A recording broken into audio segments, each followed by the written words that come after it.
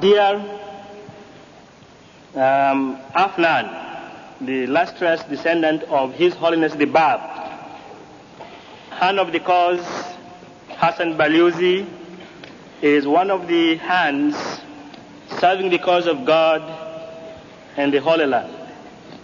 Dear Afnan, please.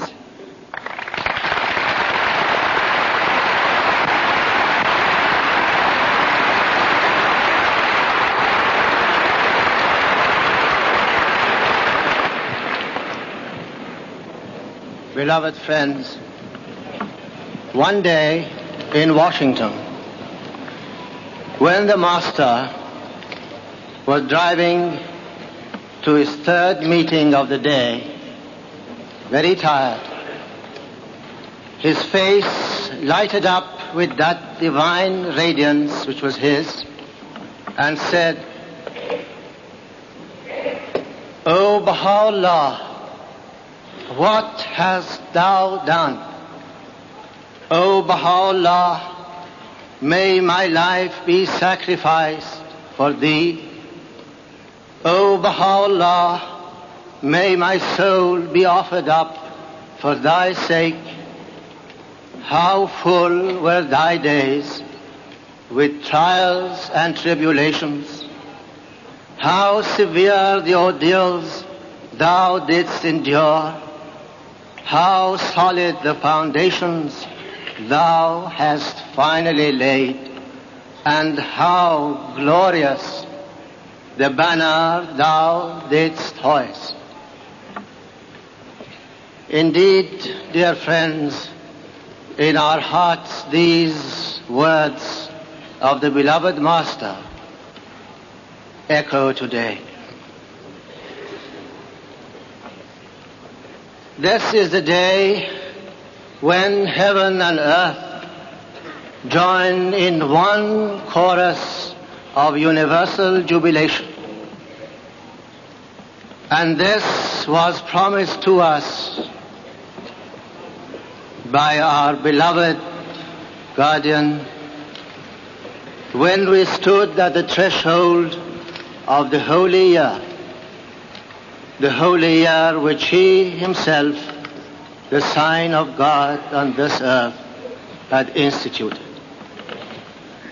This is what he told us. The Lord of hosts, the King of kings, has pledged unfailing aid to every crusader battling for his cause. Invisible battalions are mustered, rank upon rank, ready to pour forth reinforcements from on high. Baha'u'llah's army of light is standing on the threshold of the holy year. Let them, as they enter it, vow with one voice, one heart, one soul, never to turn back in the entire course of the fateful decade ahead, until each and every one will have contributed his share in laying on a worldwide scale an unassailable administrative foundation for Baha'u'llah's Christ-promised kingdom on earth, swelling thereby the chorus of universal jubilation, wherein earth and heaven will join, as prophesied by Daniel, echoed by Abdul Baha. On that day will the faithful rejoice with exceeding gladness. And dear friends, on such a wonderful day, so blessed, so immeasurably blessed are we to witness it. On this day we cannot but recall that dark day in November when, without any premonition, light went out of our world and you were plunged into darkness and our hearts broke. But in that gloom which surrounded us, dear friends, there shone as bright as ever the beam of our guardian's guidance. And we have achieved what we have achieved because we faithfully kept within that beam, did not deviate one hair's breadth to the right or to the left.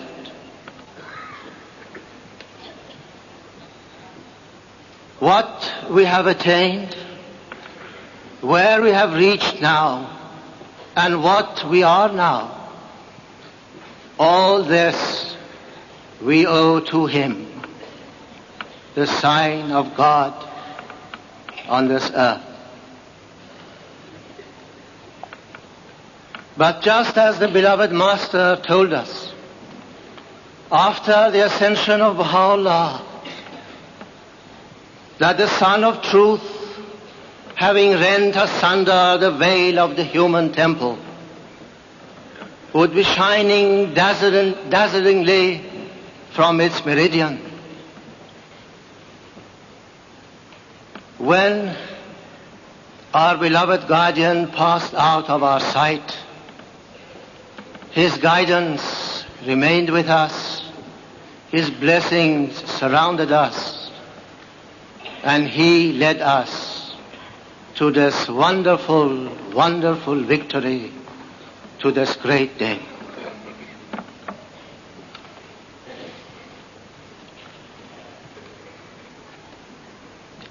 Friends, I would like to go back over the last 120 years of the glorious history of our faith, and particularly dwell on a few incidents in the lives of the founders of our faith.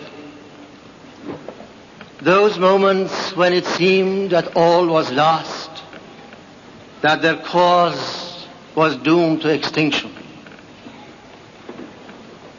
And where are today those people who are sure that the cause of the Bab was finally extinguished? Who are certain that Baha'u'llah was doomed to oblivion? Where are the Nasir-ud-Din Shahs, the Sultan Abdul Azizes, the Louis Napoleons of this world? And where is the faith of God?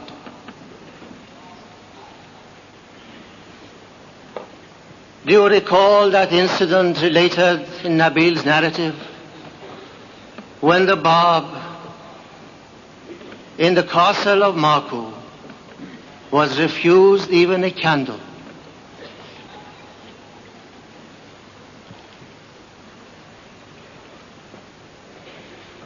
Do you remember that incident when Baha'u'llah was being carried to Siachal with bare head, bare feet, jeered at, shouted at, pelted at? And the day when they took him to his prison in Akka, when the whole population of the town had turned out to see the Persian god, as they called him, being taken into the citadel, to mock at him, to jeer at him. Do you recall that day when the Commission of Inquiry, having finished its work, people expected that Abdul Baha would be sent away to perish in the deserts of North Africa. In the dusk, they saw him all alone, pacing the courtyard of his house. And then all of a sudden, the ship, which people expected would take Abdul Baha away from the Holy Land to the land where he would perish, turned course and went away.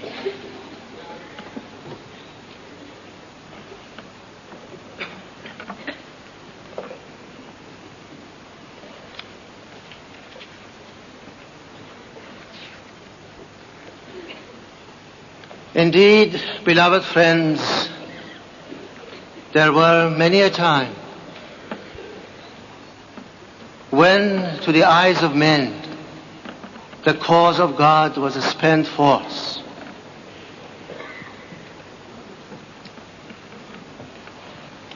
When the Bab was shot, they rejoiced. When Baha'u'llah was sent away 4 times, exiled, banished from his homeland, from Iraq, from the seat of the Caliphate, from Adrianople, the day when he left his human temple, those days when Abdul Baha's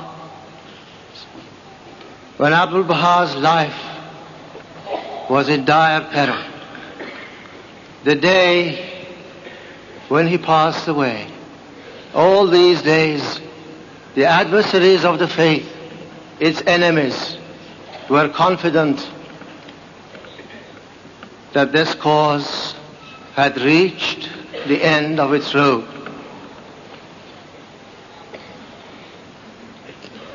And where are we today? As the hand of the cause, Furutan, just now told us, we have both actively and potentially conquered the planet in the name of Baha'u'llah.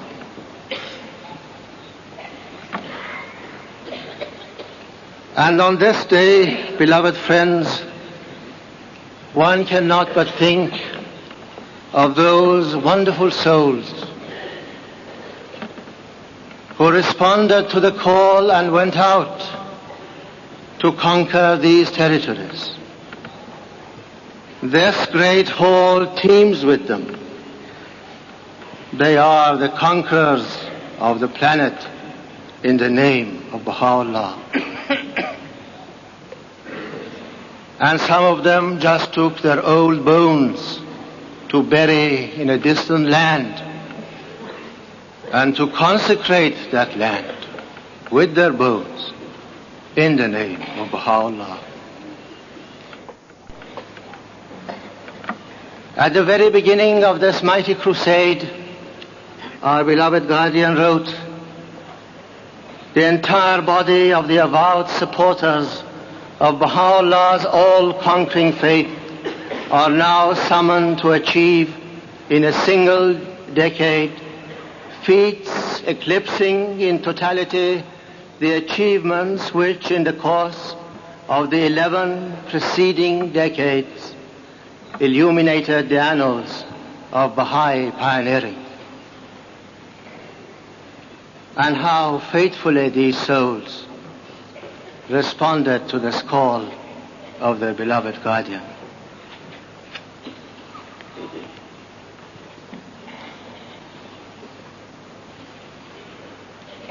And on a day like this, one cannot but recall these words of the Blessed Perfection. By my glory I will make the infidels to taste with the hands of my power retributions unknown to anyone except me, and will waft over the faithful those musk-scented breaths which I have nursed in the midmost heart of my throne.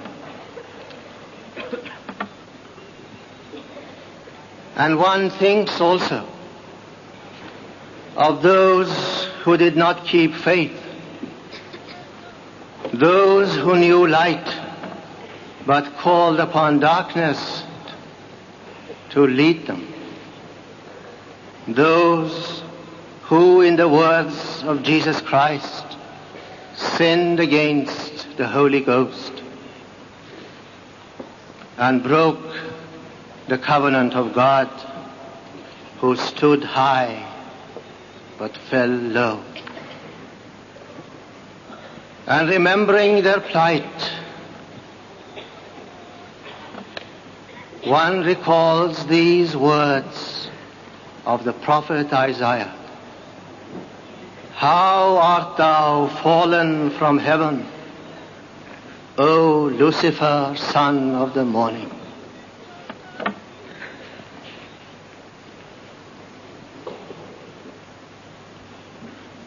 Mighty victories have been achieved.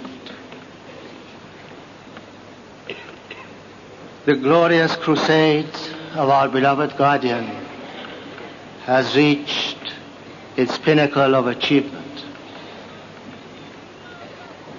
But greater crusades are yet to come, that is greater in scope.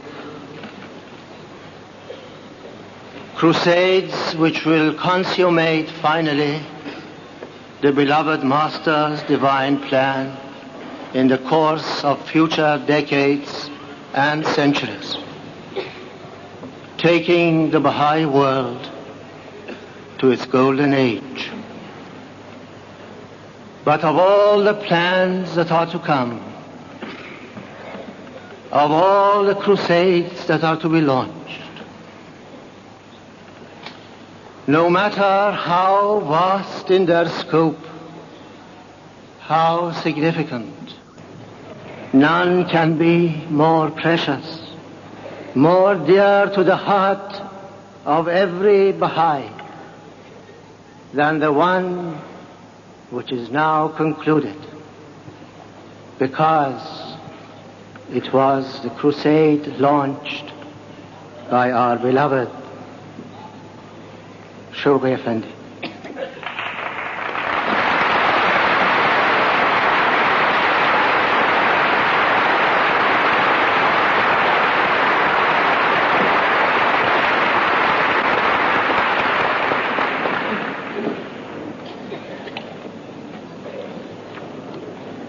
And I would like, beloved friends, to end with his words, which ring true today as they did when he wrote them, and shall ring true for centuries to come.